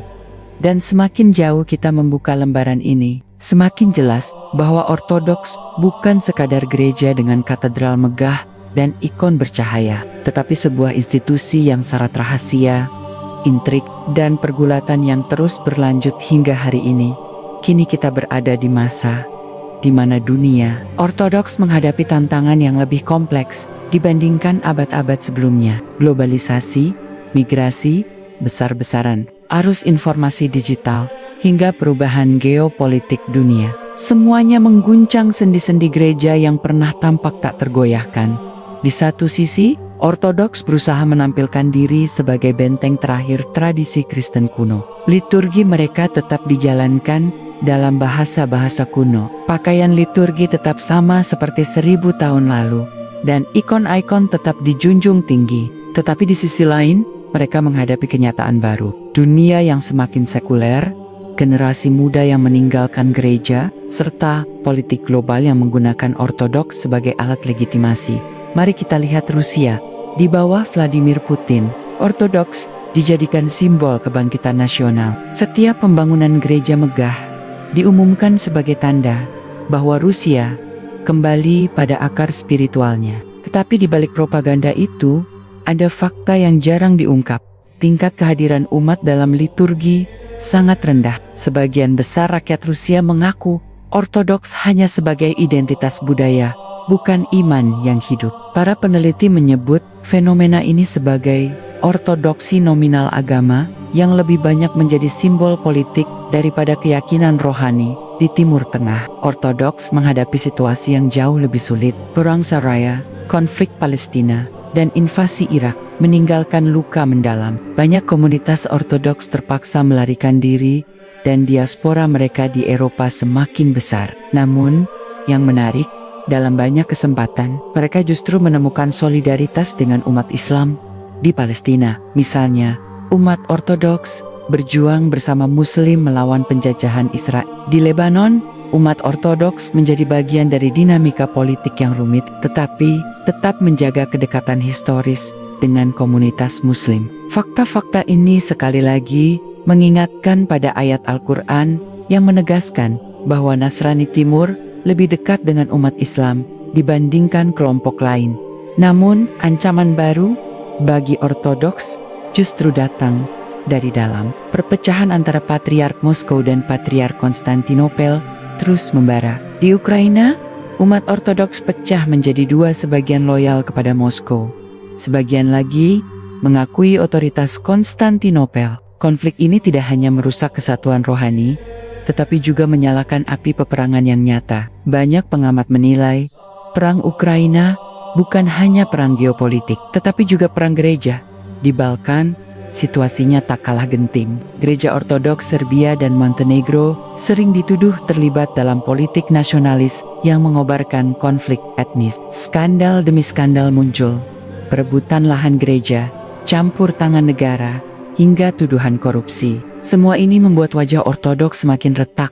Dan di Barat, Ortodoks mencoba mencari tempat di dunia modern yang serba terbuka. Di Amerika, mereka menghadapi persaingan dengan Katolik dan Protestan. Sementara di Eropa Barat, mereka harus menyesuaikan diri dengan masyarakat yang semakin ateis. Ironis, sebagian kalangan Barat justru tertarik pada Ortodoks karena melihatnya sebagai agama misterius dari Timur yang penuh simbol kuno. Beberapa orang bahkan masuk ke Ortodoks untuk mencari pengalaman spiritual yang berbeda. Tetapi mereka sering tidak tahu bahwa di balik liturgi yang indah, sejarah Ortodoks penuh dengan luka, konflik, dan kompromi. Jika kita melihat ke depan, pertanyaan besar muncul, apa masa depan Ortodoks di abad ke-21? Ada 3 kemungkinan yang mulai terlihat. Pertama, Ortodoks akan semakin terpecah, dihantam konflik internal dan instrumentalitas politik, hingga akhirnya kehilangan otoritas moralnya. Kedua, Ortodoks akan bertahan sebagai simbol budaya, sekadar identitas nasional tanpa kedalaman rohani. Ketiga, Ortodoks mungkin menemukan jalan baru dengan berdialog lebih intens dengan dunia Islam, mengingat sejarah panjang kedekatan mereka di Timur. Namun, fakta yang paling mencengangkan adalah bahwa semua jalur itu seakan sudah diramalkan oleh wahyu. Allah surah Al-Maidah ayat 14 kembali mengingatkan kita permusuhan dan perpecahan di antara mereka akan terus berlangsung sampai hari kiamat. Apa yang kita lihat hari ini, dari perpecahan Ukraina hingga konflik Balkan, dari perebutan otoritas antara Konstantinopel dan Moskow, hingga perselisihan internal diaspora, hanyalah bukti nyata dari kebenaran ayat tersebut. Sejarah Kristen Ortodoks, ketika dibaca dengan kacamata investigatif, memperlihatkan pola yang tak pernah berubah. Dari Bizantium hingga era digital, dari Konstantinopel hingga Moskow, dari biara sunyi hingga geopolitik dunia, Ortodoks selalu berdiri di antara cahaya liturgi dan bayang-bayang kekuasaan. Mereka mengklaim kesetiaan pada tradisi para rasul, tetapi perjalanan sejarah menunjukkan bahwa klaim itu rapuh, retak, dan penuh kompromi. Kini, ketika kita menutup sementara lembar arsip yang penuh debu ini, satu kesan yang tertinggal begitu jelas. Kristen Ortodoks adalah cermin dari perjalanan panjang manusia yang mencoba memegang wahyu, tetapi terjebak dalam politik, kekuasaan, dan perpecahan. Dan semakin kita membuka rahasia ini, semakin kuat keyakinan kita bahwa kebenaran sejati hanya terpelihara dalam Al-Quran dan Sunnah Rasulullah yang syahid, tanpa terkontaminasi oleh ambisi duniawi. Ketika membicarakan Kristen Ortodoks, seringkali orang hanya melihat ikon-ikon yang indah, liturgi yang megah, dan nyanyian gereja yang menggetarkan. Namun di balik itu semua, ada dinamika kekuasaan, pergulatan identitas, dan kontradiksi tajam yang selama berabad-abad mereka sembunyikan. Salah satu rahasia terbesar adalah peran biara-biara. Bagi dunia luar, biara hanya tampak sebagai tempat sunyi para rahib yang berdoa. Tetapi bagi Ortodoks, biara adalah benteng terakhir ideologi mereka. Dari sinilah muncul para teolog, penulis sejarah, bahkan pemberontak politik. Biara Gunung Athos di Yunani, misalnya, selama berabad-abad menjadi pusat kekuatan rohani. Tetapi catatan-catatan kuno memperlihatkan bahwa para rahib Athos juga menjadi penggerak propaganda politik Bizantium. Bahkan setelah itu, propaganda Rusia, dengan kata lain, biara bukan sekadar tempat doa, tetapi juga pusat intelijen ideologis. Lebih mengejutkan lagi adalah ikonoklasme, perdebatan besar tentang penggunaan gambar-gambar suci. Gereja Ortodoks menjadikan ikon sebagai jantung ibadah mereka. Tetapi sejarah menunjukkan bahwa perdebatan ini memicu konflik berdarah. Kaisar Bizantium pernah melarang penyembahan ikon karena dianggap syirik, mirip dengan kecaman Islam terhadap penyembahan berhala. Namun, tekanan politik dan dukungan biara membuat ikon kembali diagungkan. Artinya, keputusan untuk mempertahankan ikon bukan karena alasan wahyu, tetapi karena kompromi politik. Disinilah kita melihat kontradiksi mendasar mereka. Mengklaim berpegang pada tradisi para rasul, tetapi keputusan teologisis mereka ditentukan oleh kekuatan politik, bukan oleh teks wahyu yang murni. Bahkan, konsili-konsili besar mereka seringkali lebih mirip arena politik daripada forum keagamaan. Keputusan-keputusan iman dipengaruhi oleh kaisar, oleh harta, dan oleh perebutan tahta patriark. Kemudian, mari kita bicara tentang skisma Timur Barat. Pecahnya gereja pada tahun ke-1054, resmi disebut perpecahan dengan Katolik Roma. Tetapi sedikit yang menyadari betapa dalam luka ini. Dari luar, alasan perpecahan tampak sederhana, perbedaan dalam doktrin Roh Kudus, otoritas pos, dan penggunaan roti tidak beragi. Tetapi di balik itu, ada perebutan dunia. Siapa yang akan menguasai pusat kekristenan Roma atau Konstantinopel? Dan setelah skisma itu, dunia ortodoks semakin terisolasi. Mereka melihat diri sebagai gereja sejati, tetapi pada saat yang sama, kehilangan kemampuan untuk menyatukan dunia Kristen saat dunia Islam bangkit, terutama dalam naungan Daulah Utsmaniyah. Ortodoks menemukan kenyataan pahit. Untuk bertahan hidup, mereka harus tunduk. Namun yang jarang terungkap adalah bagaimana hubungan Islam Ortodoks seringkali lebih damai daripada hubungan mereka dengan Katolik. Roma, Sultan Utsmani, memberikan hak otonomi bagi Ortodoks di bawah Patriark Constant, bahkan melindungi mereka dari ambisi Katolik. Ironik, banyak tokoh Ortodoks lebih memilih hidup di bawah perlindungan Islam daripada di bawah saudara sesama Kristen dari Roma. Kita bisa lihat contohnya di Yerusalem. Komunitas Ortodoks Timur yang menjaga situs-situs suci justru mendapat perlindungan dari khalifah dan sultan muslim. Para sejarawan muslim mencatat bahwa penguasa Islam melarang umat Islam mengganggu peribadatan mereka. Fakta ini jarang diungkap dalam narasi barat karena menunjukkan bahwa hubungan Islam dan Ortodoks kadang lebih erat daripada hubungan Ortodoks dengan sesama Kristen. Namun, kerapuhan internal mereka selalu menjadi masalah utama. Dari abad ke abad, setiap kali Ortodoks menghadapi krisis, solusinya bukan kembali ke kitab suci yang murni, melainkan memperkuat simbol-simbol lahiriah, membangun gereja yang lebih besar, memperbanyak ikon, mengulang liturgi, dan mengandalkan pengaruh politik. Tradisi yang mereka banggakan justru menjadi belenggu, membuat mereka tidak mampu beradaptasi tanpa kehilangan identitas di era modern.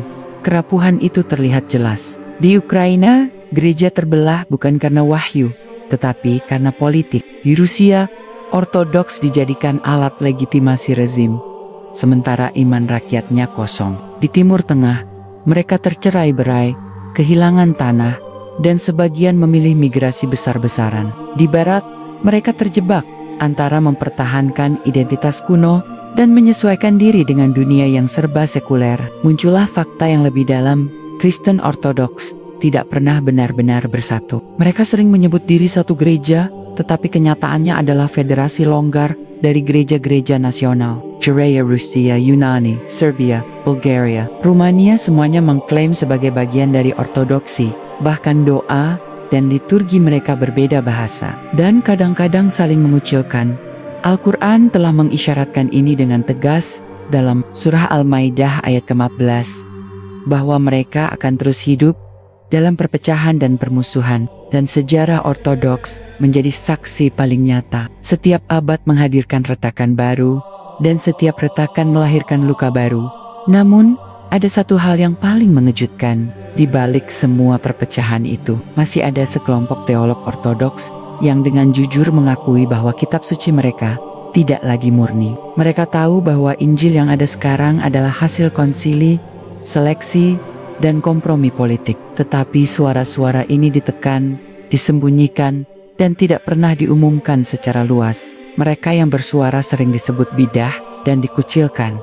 Dan disinilah kita menyentuh inti yang paling dalam. Kristen Ortodoks hidup dalam paradok. Mereka mengaku setia pada tradisi kuno, tetapi tradisi itu sendiri dibangun di atas kompromi politik. Mereka mengaku satu gereja sejati, tetapi terus terpecah. Mereka menolak otoritas Paus Roma, tetapi gagal membangun otoritas tunggal yang sahih. Mereka menolak dunia modern, tetapi terpaksa menyesuaikan diri dengan politik nasionalisme. Setiap lapisan sejarah yang kita buka memperlihatkan pola yang sama, ketegangan antara iman, identitas, dan kekuasaan. Dan setiap kali ketegangan itu muncul, keputusan yang mereka ambil lebih sering ditentukan oleh politik daripada wahyu. Sejarah Kristen Ortodok, bila kita lihat dari dekat, bukanlah kisah kesetiaan abadi pada tradisi, tetapi kisah panjang tentang kompromi, konflik, dan kerapuhan yang tak pernah selesai. Dan justru disinilah kita melihat kebenaran Al-Quran, bahwa wahyu yang telah diturunkan pada umat terdahulu telah diselewengkan, dan bahwa hanya Islam yang menjaga kemurnian wahyu hingga akhir zaman. Ketika memasuki abad ke-20, Kristen Ortodoks bukan lagi sekadar tradisi rohani, tetapi juga aktor politik yang terlibat dalam dinamika dunia. Banyak orang mengira mereka terisolasi di biara-biara sunyi dan gereja kuno, padahal kenyataannya mereka menjadi bagian dari perebutan kekuasaan global. Mari kita mulai dengan Perang Dunia Pertama. Saat itu, Kekaisaran Rusia mengklaim diri sebagai pelindung Ortodoks di seluruh dunia, terutama di Balkan dan Timur Tengah. Tetapi ambisi ini justru menyeret mereka ke dalam perang besar. Dengan alasan membela umat Ortodoks Serbia, Rusia ikut melawan Austria-Hongaria, lalu melawan Jerman. Hasilnya fatal, jutaan jiwa melayang, kekaisaran runtuh, dan gereja Ortodoks Rusia kehilangan pelindung utamanya. Inilah awal dari tragedi panjang komunisme berkuasa di Rusia. Dan untuk pertama kalinya dalam sejarah modern, gereja Ortodoks menghadapi musuh yang secara terang-terangan anti agama. Di era Uni Soviet, gereja ditekan habis-habisan, ribuan imam dibunuh, biara ditutup, dan ikon dihancurkan. Tetapi rahasia yang jarang dibicarakan adalah bahwa sebagian besar hierarki Ortodoks kemudian berkompromi dengan rezim. Dokumen-dokumen yang terbuka setelah jatuhnya Soviet memperlihatkan bahwa banyak uskup bekerja sama dengan KGB, Badan Intelijen Soviet. Gereja yang seharusnya menjadi benteng iman malah menjadi instrumen negara ateis. Fakta ini sangat jarang diumumkan secara luas karena meruntuhkan citra Ortodoks sebagai gereja para martir. Kemudian masuklah kita ke Perang Dunia Kedua. Ketika Jerman Nazi menyerang Uni Soviet, Stalin tiba-tiba mengizinkan gereja Ortodoks kembali berfungsi. Bukan karena iman, tetapi karena politik Stalin butuh semangat nasionalisme untuk melawan Jerman. Gereja pun dijadikan alat propaganda. Patriark Moskow memberi restu pada perang suci melawan fasisme. Setelah perang, hubungan erat antara gereja dan negara berlanjut. Gereja Ortodoks menjadi wajah religius dari negara komunis yang sebenarnya anti Tuhan. Sebuah kontradiksi besar yang terus membayangi Ortodoks hingga kini. Di Timur Tengah, Ortodoks menghadapi persoalan lain. Palestina, tanah yang dianggap suci oleh semua agama Abrahamik, menjadi arena konflik besar. Yang jarang terungkap adalah posisi ambigu Ortodoks terhadap Zionisme. Secara historis, Gereja Ortodoks Yerusalem menguasai sebagian besar tanah di kawasan itu. Tetapi catatan menunjukkan bahwa pada abad ke-19 dan ke-20, sebagian tanah Ortodoks dijual kepada agen Zionis, yang kemudian membangun permukiman Yahudi. Keputusan ini memicu kemarahan umat Ortodoks lokal, terutama yang beretnis Arab. Namun, hierarki gereja yang dikuasai Yunani lebih sering berpihak pada kepentingan politik daripada umatnya sendiri. Hingga hari ini, umat Ortodoks Arab masih menuduh hierarki Yunani berkhianat karena menjual tanah suci kepada Israel.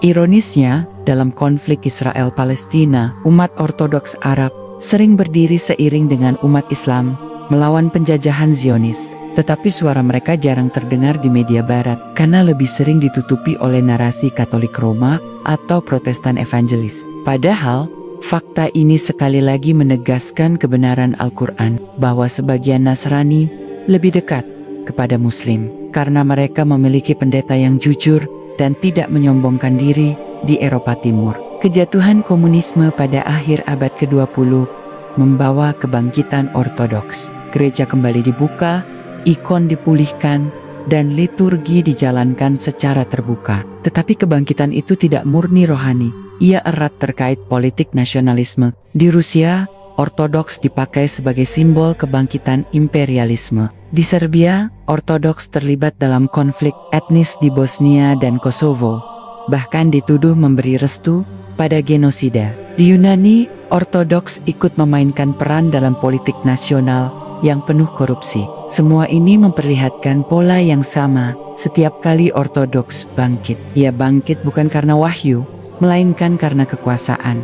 Dan kini, di abad ke-21, peran Ortodoks semakin jelas dalam konflik global. Perang di Ukraina memperlihatkan betapa dalam keterlibatan gereja, Patriark Kirill dari Moskow terang-terangan mendukung invasi Rusia, menyebut perang itu sebagai perjuangan suci. Sebaliknya, Ortodoks Ukraina yang setia kepada Konstantinopel menuduh Moskow sebagai bidah politik. Akibatnya, jutaan umat Ortodoks terpecah, saling mengucilkan, bahkan saling menganggap sesat.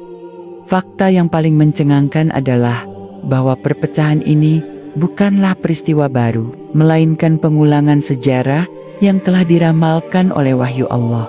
Perpecahan internal, kompromi dengan politik, dan pengkhianatan terhadap amanah wahyu, semua ini sudah menjadi pola abadi dalam sejarah mereka. Lebih dalam lagi, hubungan Ortodoks dengan Zionisme terus berlanjut. Laporan-laporan investigatif menyebutkan bahwa beberapa hierarki Ortodoks di Yerusalem masih menjual tanah kepada perusahaan Yahudi, meskipun umat lokal menentangnya. Hubungan gelap ini jarang dibuka ke publik, tetapi menjadi luka besar di kalangan Ortodoks Arab. Sementara itu, sebagian pemimpin Ortodoks di Rusia justru menggunakan retorika anti-Zionis untuk propaganda, meskipun mereka sendiri pernah berhubungan dengan pihak-pihak yang sama. Dengan semua fakta ini, jelaslah bahwa Ortodoks bukanlah benteng iman murni, melainkan cermin dari konflik manusiawi ambisi, perpecahan, dan kompromi. Mereka mengaku sebagai pewaris tradisi kuno, tetapi sejarah memperlihatkan bahwa mereka justru menjadi saksi bagaimana wahyu berubah menjadi alat politik. Dan yang paling menggugah rasa ingin tahu adalah, jika semua ini benar-benar terbuka, berapa banyak umat yang masih percaya bahwa Ortodoks adalah gereja sejati, bahkan sering disebut sebagai kawah gunung berapi Eropa. Dan di sanalah Kristen Ortodoks memainkan peran yang menentukan. Serbia, Bulgaria, Romania, hingga Montenegro semua memiliki gereja Ortodoks yang tidak hanya berfungsi sebagai lembaga keagamaan, tetapi juga sebagai penggerak identitas nasional. Sejarah mencatat bahwa di masa Utsmani, gereja Ortodoks justru diberi hak istimewa. Sultan Mehmed II setelah menaklukkan Konstantinopel tahun 1453, tidak menghancurkan gereja mereka. Sebaliknya, ia mengangkat Patriark Konstantinopel sebagai pemimpin resmi umat Kristen Ortodoks di seluruh wilayah Utsmani. Sistem ini dikenal sebagai Milad. Dengan ini, umat Ortodoks memiliki otonomi dalam hukum pernikahan, pendidikan, hingga urusan internal mereka. Fakta ini sering diabaikan dalam buku sejarah Barat karena menunjukkan bahwa Islam memperlakukan umat Kristen dengan jauh lebih adil dibandingkan perlakuan sesama Kristen Katolik terhadap Ortodoks. Namun, perlindungan ini tidak membuat mereka bersatu. Di dalam struktur Ortodoks, perpecahan tetap terjadi. Hierarki Yunani di Konstantinopel sering dianggap menindas umat Ortodoks yang beretnis Slavia. Akibatnya, muncul pemberontakan identitas. Gereja Serbia ingin merdeka, gereja Bulgaria menuntut otonomi, dan seterusnya. Dengan kata lain, bahkan di bawah naungan Utsmani, mereka masih saling bertikai. Ketika abad ke-19 tiba, nasionalisme Balkan meledak. Gereja Ortodoks menjadi motor perlawanan terhadap Utsmani. Tetapi perlawanan ini bukan murni karena iman, melainkan karena etnis. Di Serbia, para pendeta Ortodoks mendorong rakyat untuk mengangkat senjata. Di Yunani, pemberontakan tahun 1821 didukung penuh oleh gereja Ortodoks. Ironisnya, setelah merdeka, mereka justru bersekutu dengan kekuatan Barat Inggris, Prancis, Rusia, dan pelan-pelan meninggalkan perlindungan yang selama ratusan tahun diberikan oleh Islam. Yang lebih mengejutkan adalah bagaimana gereja Ortodoks di Balkan kemudian terlibat dalam konflik berdarah di abad ke-20. Selama Perang Bosnia tahun 1990-an, laporan internasional menunjukkan bahwa sebagian imam Ortodoks Serbia memberkati pasukan yang akan melakukan pembantaian. Bahkan, ada foto-foto yang memperlihatkan tentara Serbia menerima doa restu dari pendeta sebelum melakukan serangan terhadap desa Muslim Bosnia. Fakta ini menunjukkan bahwa sebagian gereja Ortodoks tidak lagi sekadar lembaga rohani, tetapi sudah berubah menjadi mesin ideologi etnonasionalis. Kita juga melihat pola serupa di Rumania. Pada masa rezim diktator Nicolae Ceausescu, gereja Ortodoks Rumania tidak melawan penindasan. Sebaliknya, banyak uskup justru bekerja sama dengan polisi rahasia, menutup mata terhadap kekejaman rezim. Setelah rezim jatuh, arsip-arsip rahasia dibuka, dan terbongkarlah fakta pahit. Sebagian besar hierarki Ortodoks telah lama menjadi bagian dari sistem penindasan. Hal yang sama terulang di Bulgaria. Di masa komunis, gereja Ortodoks tetap bertahan, bukan karena kekuatan iman, tetapi karena kompromi. Setelah komunisme runtuh, skandal demi skandal muncul. Umat merasa dikhianati, tetapi gereja tetap melanjutkan perannya, seolah tidak pernah terjadi apa-apa.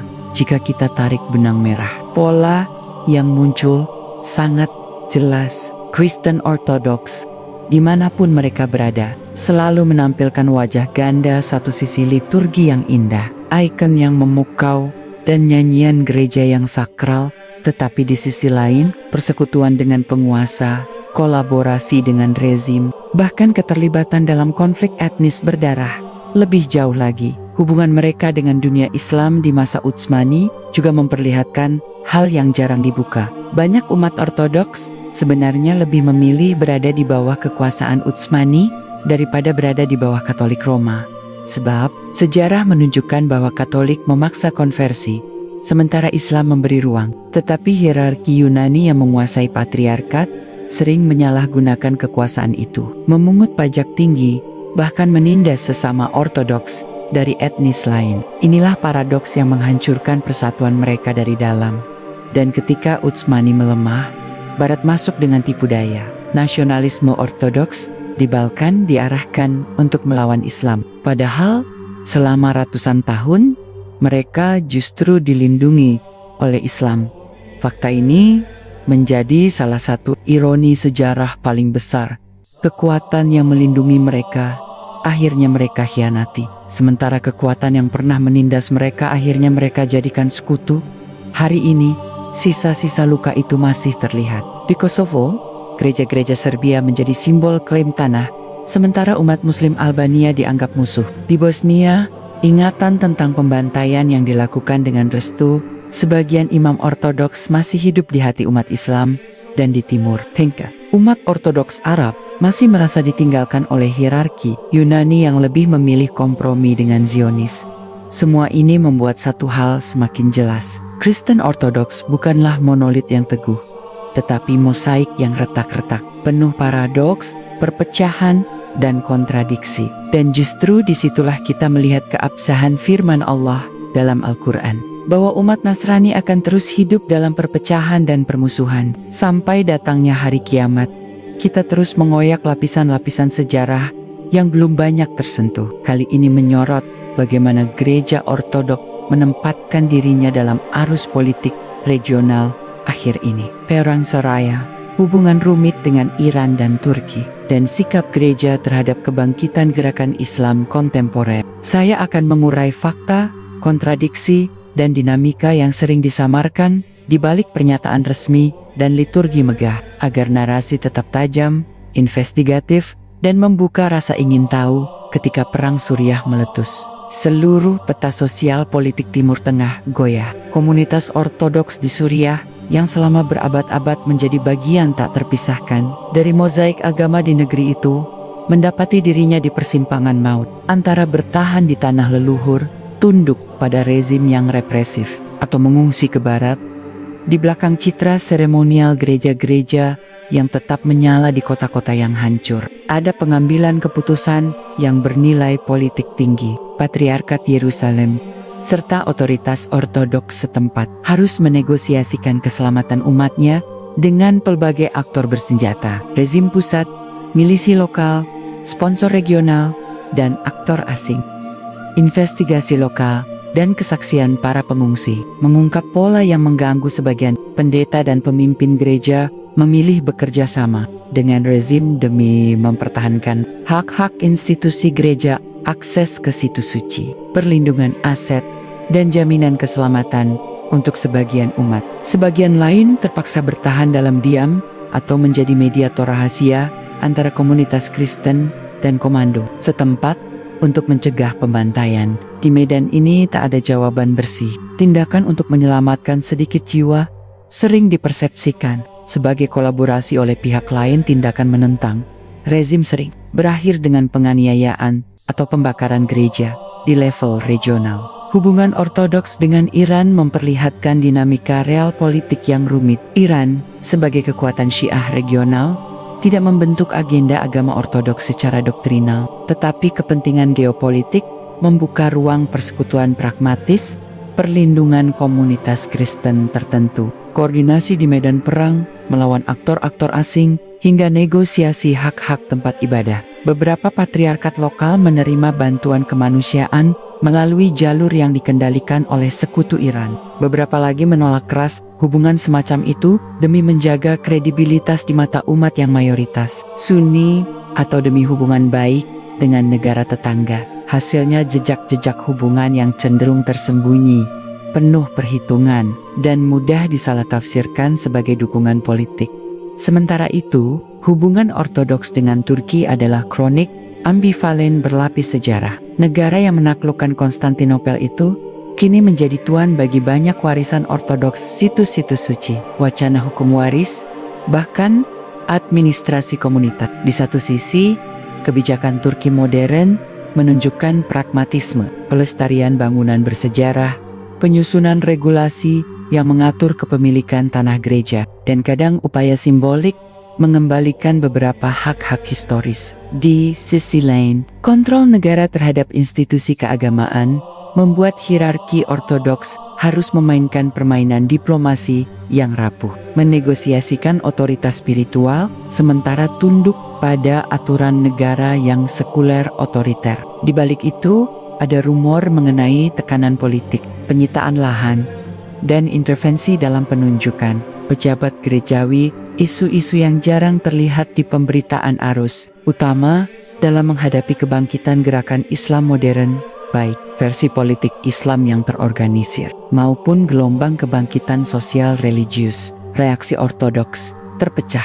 Sebagian pimpinan gereja memandang gelombang Islamisasi sebagai ancaman eksistensial yang harus dilawan melalui aliansi politik dan penguatan identitas etnoreligius. Kelompok lain melihat peluang dialog dan koeksistensi. Mengingat sejarah panjang kerumitan hidup berdampingan di kota-kota Levant yang plural, di banyak wilayah, dialog antar komunitas bukanlah sekadar retorika.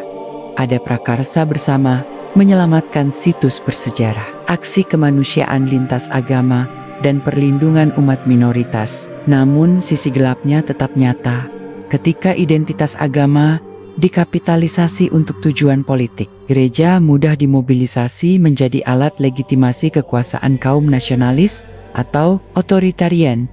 Ada pula faktor ekonomi dan lembaga transnasional yang memperumit peta. Donasi besar dari patron di Rusia, dukungan politik dari negara-negara Balkan, atau sponsor dari para diaspora di Barat. Semua itu mengubah keseimbangan kekuasaan internal bagi gereja-gereja lokal. Uang membiayai renovasi katedral, membiayai seminar, tetapi juga memberi leverage politik. Siapa yang memberi dana seringkali punya pengaruh dalam penunjukan uskup, kebijakan luar gereja, dan agenda publik. Praktik ini menimbulkan korupsi terselubung dan ketidaktransparan yang menjauhkan gereja dari tugas spiritualnya.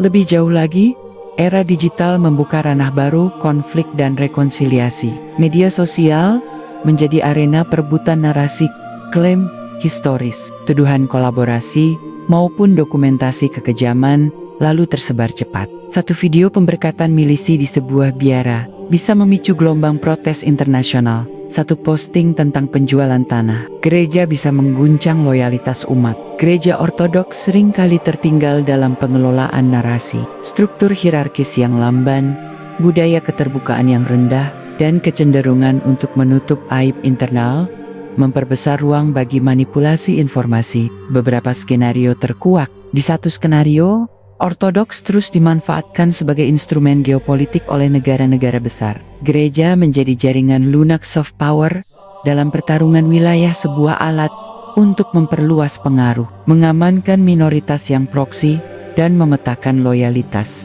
Di skenario lain, tekanan demografis dan migrasi besar-besaran memaksa Ortodoks mereformasi dirinya, membuka ruang dialog yang nyata dengan komunitas Islam, memperbaiki tata kelola internal, dan mengembalikan fokus pada pelayanan sosial daripada intrik politik. Namun ada pula kemungkinan pahit fragmentasi lebih lanjut, pengikisan fondasi moral, dan pergeseran gereja menjadi relik budaya tanpa substansi spiritual. Di antara semua kemungkinan itu, satu hal tetap, gereja Ortodoks hari ini bukan hanya monumen liturgi, ia adalah aktor politik yang hidup dalam jaringan global. Kepentingan dari sponsor, rezim, sampai gerakan identitas, menyibak rahasia hubungan mereka dengan Iran, Turki, aktor-aktor Suriah, serta dinamika kebangkitan Islam kontemporer, bukan sekadar menulis ulang sejarah, tetapi menerangi bagaimana agama sering dipolitisasi di panggung besar dunia modern. Kisah-kisah nyata pengungsi yang diberkati, namun diasingkan. Imam yang jadi mediator, namun dituduh kolaborator. Biara yang menyimpan dokumen berisi kantong penjualan tanah suci, semua itu menunggu untuk didokumentasikan lebih lanjut. Ketika lembaran-lembar ini dibuka, satu demi satu, kita tak hanya membaca ulang sejarah, kita menyaksikan bagaimana realitas agama, kekuasaan, dan moral bertabrakan di abad ke-21, dan bagaimana konsekuensinya menentukan nasib komunitas kecil yang terjebak di antara ambisi besar bangsa dan tuntutan iman. Ketika kita menutup lembar terakhir dari perjalanan panjang ini, satu kesimpulan muncul dengan jelas. Kristen Ortodoks adalah cermin dari sejarah manusia yang berulang-ulang terperangkap antara iman dan kekuasaan, dari Bizantium yang megah hingga biara-biara Gunung Athos, dari Patriark Konstantinopel yang memimpin dengan tangan besi hingga Patriark Moskow yang menjadi simbol kebangkitan nasional, dari tanah Balkan yang diliputi perang hingga kota-kota Suriah yang hancur. Semua menunjukkan pola yang sama, konflik internal, kompromi dengan penguasa, dan kerentanan terhadap intrik politik. Setiap ikon yang bersinar, setiap liturgi yang megah, dan setiap nyanyian doa yang menggetarkan hati, tidak menutupi kenyataan pahit. Ortodoks seringkali menjadi alat politik, terjebak dalam ambisi nasionalis, dan terkadang mengkhianati umatnya sendiri demi mempertahankan posisi atau aset. Perpecahan antara Patriark Moskow dan Konstantinopel, konflik di Balkan, peran mereka dalam perang Suriah, hubungan dengan Iran dan Turki, hingga skandal penjualan tanah di Yerusalem, semuanya membuktikan bahwa klaim kesucian yang mereka tonjolkan tidak selalu sejalan dengan kenyataan sejarah.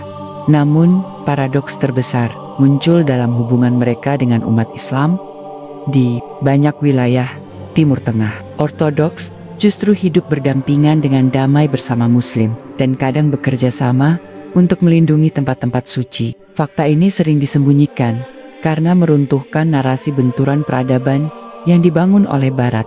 Sejarah membuktikan, mereka yang berusaha mempertahankan kekuasaan atau identitas seringkali lebih setia pada ambisi manusiawi daripada pada iman murni. Sejarah ortodoks memberi kita pelajaran penting bahwa agama bila dicampur dengan politik dan ambisi duniawi bisa kehilangan arah.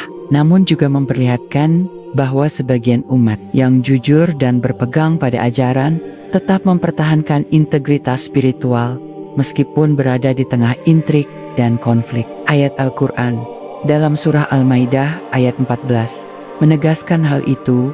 Umat Nasrani akan terus hidup dalam perpecahan dan hanya kebenaran yang murni yang akan selamat. Dan disinilah kita menarik pelajaran besar bagi hari ini. Ketika umat Islam menatap sejarah, kita melihat contoh konkret bagaimana menjaga kemurnian wahyu, bagaimana menegakkan keadilan, dan bagaimana tidak terjerumus dalam kompromi yang merusak amanah. Di tengah semua perpecahan, kompromi, dan intrik, Al-Quran dan Sunnah Rasulullah tetap menjadi pedoman yang konsisten, tanpa retak dan tanpa manipulasi politik.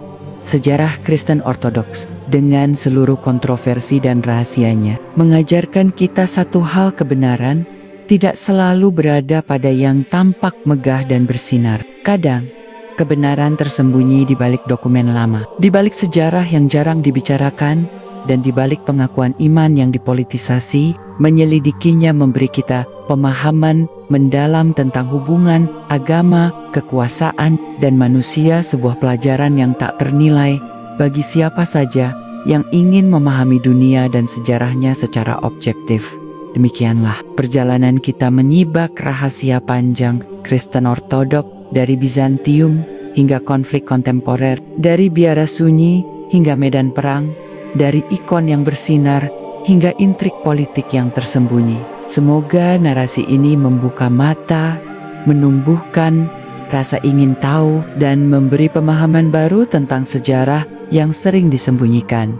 Terima kasih telah menyimak hingga akhir. Jangan lupa untuk menekan like, subscribe, dan aktifkan notifikasi agar tidak ketinggalan dokumenter investigatif berikutnya. Sampai jumpa di video selanjutnya. Wassalamualaikum warahmatullahi wabarakatuh.